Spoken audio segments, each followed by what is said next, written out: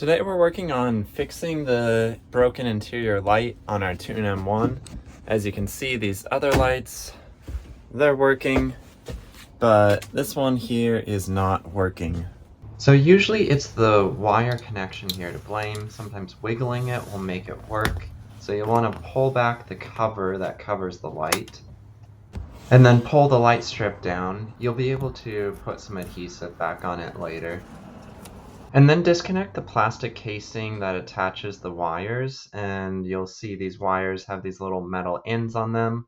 We'll be cutting those off and stripping the wire and directly soldering it for a better connection. First, we should test the voltage coming out to make sure that the problem isn't even further down the line. When I held it more stably, it correctly read 20 volts. So we've gotten our soldering kit out. I cut down the wires and soldered them directly, as you can see there. So now it should be working. Let's turn the lights on. And there we go. The strip is working without any problems and much more stable connection.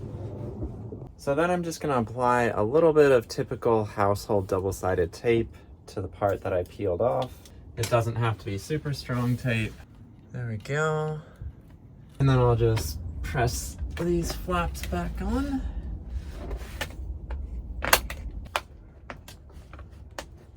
And there we go. All of our lights are working again.